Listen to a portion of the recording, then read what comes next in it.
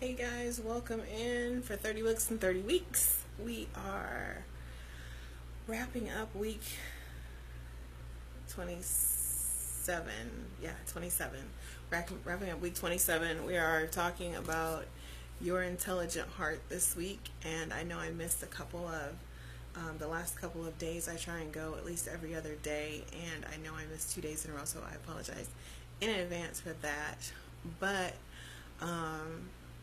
lots of stuff happening, and sometimes when I get in the lab and just get going on new projects, I get excited, I lose track of time, and I need to do better. So that is my apology to you all for missing yesterday's message, but I promise today will make up for it. I promise that.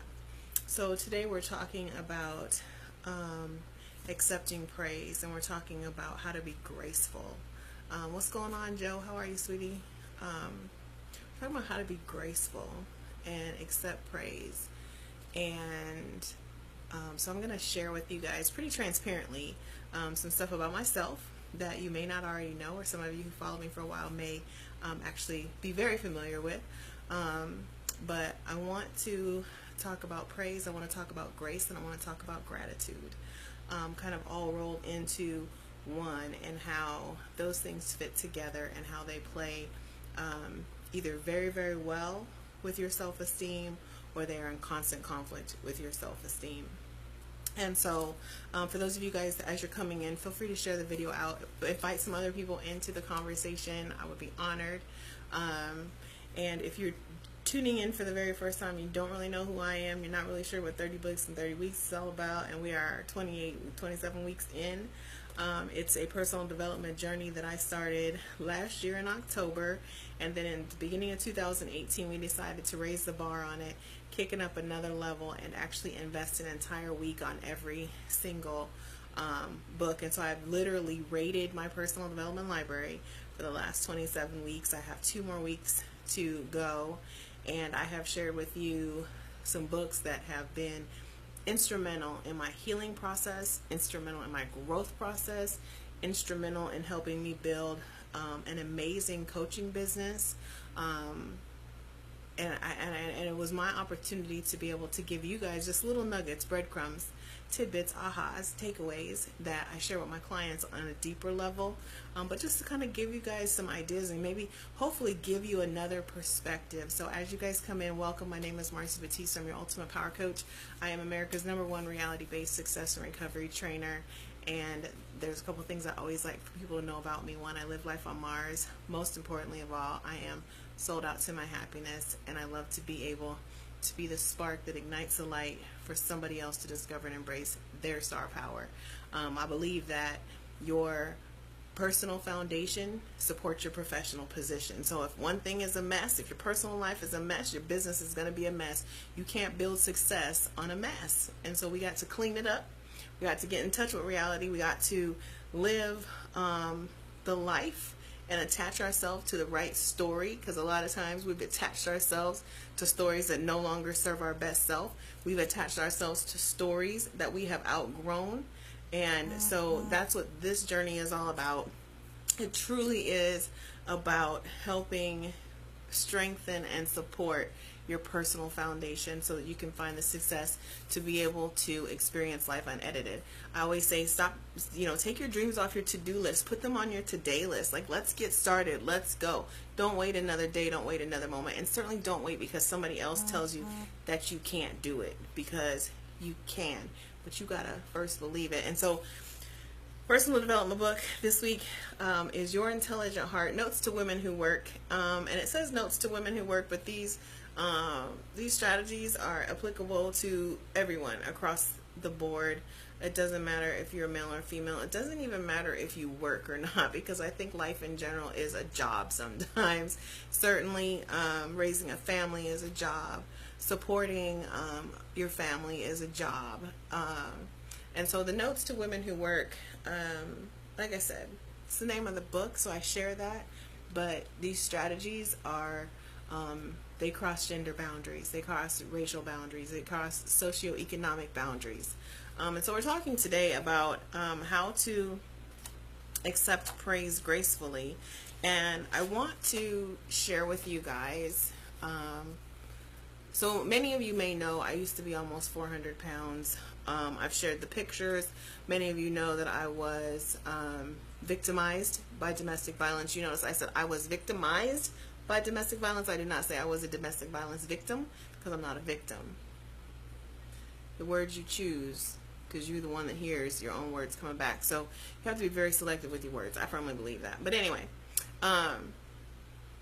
so when I share those stories and I share that I almost was 400 pounds, especially that,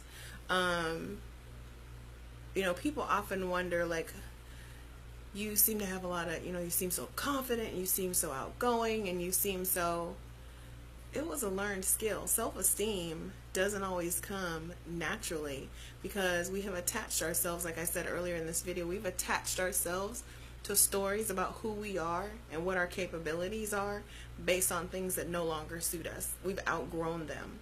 And for me, I lost 200 pounds. I did it naturally through nutrition and exercise. I've shared very transparently always that weight management is, it's going to be a lifetime challenge for me. It's always going to be a factor. So I'm not naive about that. I'm very, very conscious about it. I know when I'm doing right. I know when I'm doing wrong. But what it doesn't do anymore is, even when I gain weight, like right now I'm about 35 pounds up from where I'm really comfortable, but it doesn't jar my self-esteem anymore. And there's a reason for that. The reason is because I see myself with a greater purpose beyond my physical appearance. You know, it used to be I was so hung up on what I didn't have, what I didn't look like. You know, in junior high school I was covered in acne, and now I have, you know, fairly clear skin. So I, you know, that, you know, some of those things, because I was picked on about my weight, I was picked on about my acne, I was picked on because I was biracial. So I had a lot of tracks that were laid that affected my self-esteem. I shared that to say that the connection between my self-esteem and the ability to accept a compliment was destroyed, was absolutely destroyed, to the point where I could not accept a compliment. I would rebuke a compliment. It was just that bad. I would try and give it back, if that makes sense. And so what does that look like? It looks like when somebody says, oh my gosh, like, I love your hair. Oh no, it needs to be. And I would discount the compliment. If they said, oh my gosh, like, I love, you know, the way that outfit looks on you. Oh, this was cheap. I got it from, and I would throw the compliment back at the person every single time. You know, if somebody told me I had achieved something. Now, here's the caveat. On a corporate side, I didn't do that. I accepted my corporate, I was able to accept corporate praise, but because I perceived that was tied to salary, it was tied to an expectation.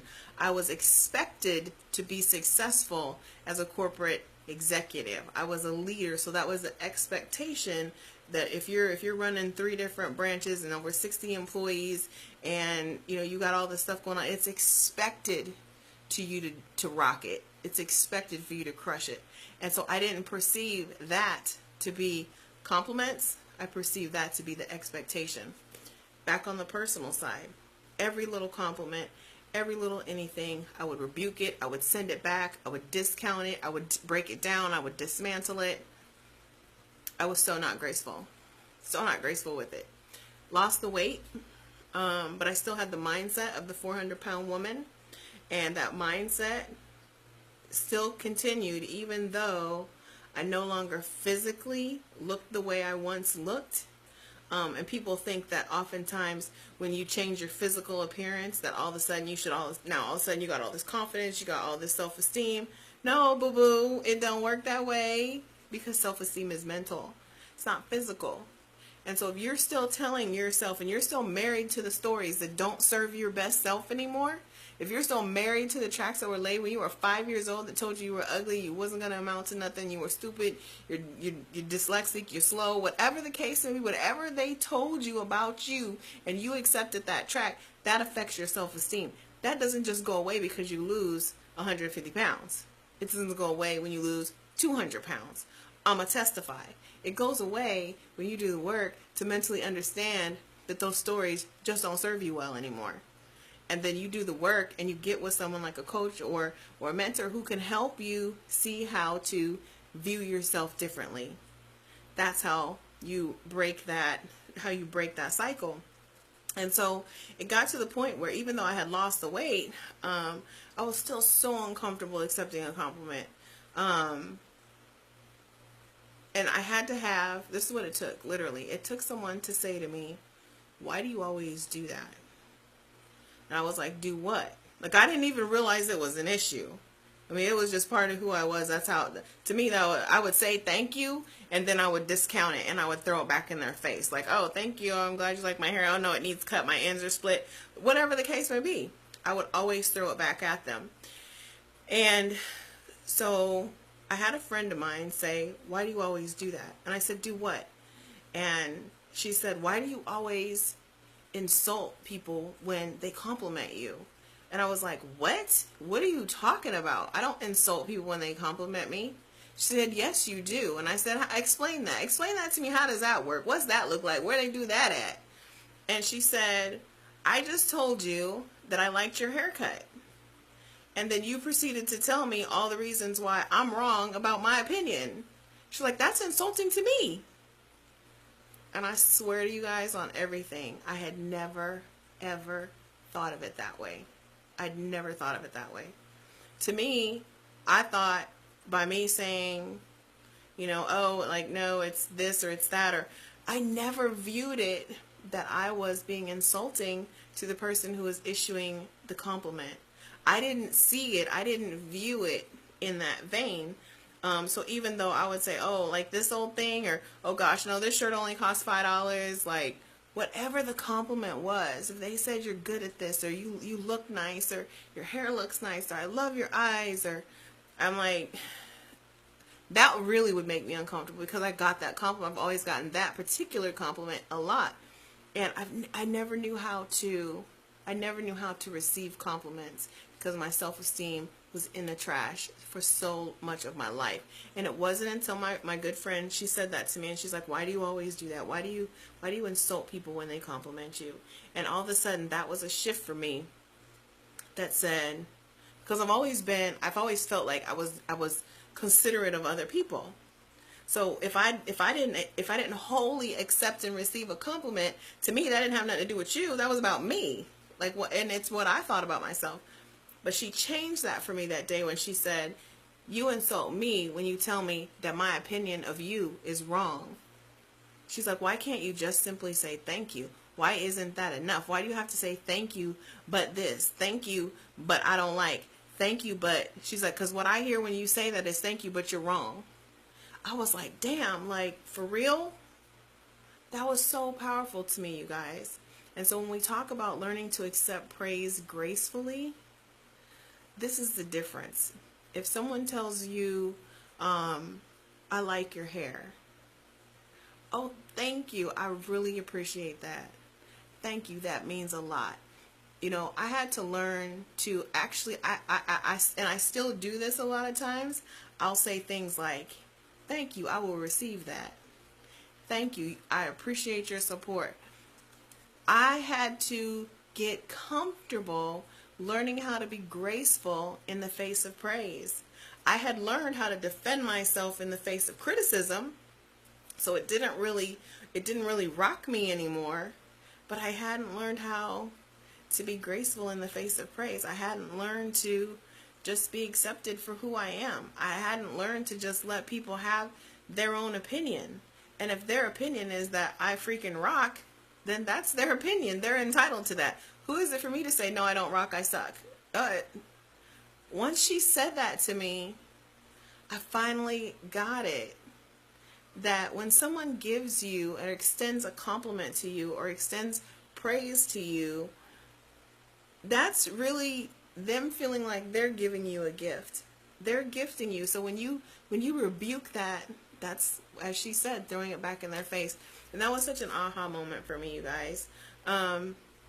And it takes practice. It takes practice, practice, practice. If it's something that you're uncomfortable with, it's going to take practice. It will not happen overnight. It will not be easy. You're going to feel really super weird about it, and you're going to want to revert back to your old tendencies to say, oh no, this whole thing, like, oh, I only spent $5 on this shirt, or oh, this is old. I got this in the back of my closet. Oh, this used to be my... They don't care. All they're saying is, here's my gift to you. Please receive it. And all you have to do is simply say, thank you. And leave it at that. That's how you're going to practice. I always tell my clients, practice when it doesn't really matter. Practice when it ain't the big stuff. Practice when nothing's on the line. So when somebody says, oh my gosh, your sandals are so cute. Thank you.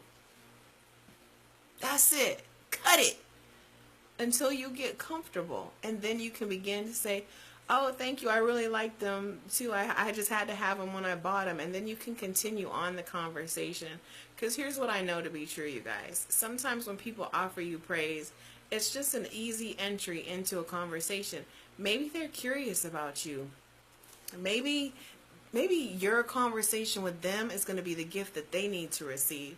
And so when you throw the compliment back, or you throw the praise back in their face, and you end that conversation at that point, maybe you've robbed them of the gift that they were sent to you for you to give to them.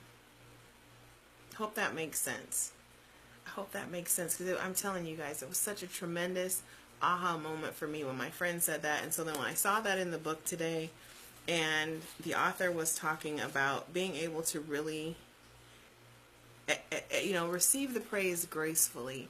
And it truly is testimony to your level of self-esteem, testimony to your confidence, testimony to your ability to be able to engage with people and truly respect and build on relationships. So that's the message for tonight.